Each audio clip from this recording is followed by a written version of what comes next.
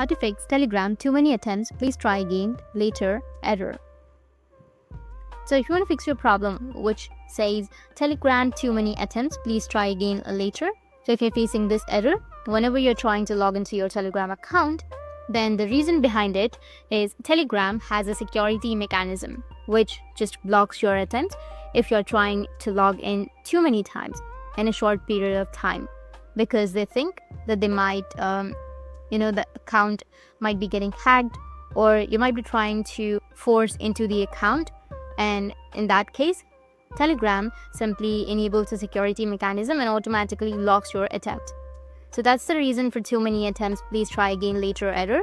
So for that, it's really simple to fix it.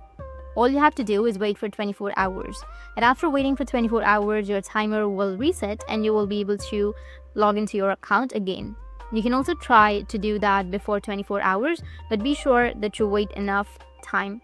After you've done waiting, you can open up your Telegram, come back to the login page and try to log in, and you'll be able to log into your account. That's it, and if you have any questions, feel free to comment below. Thanks for watching.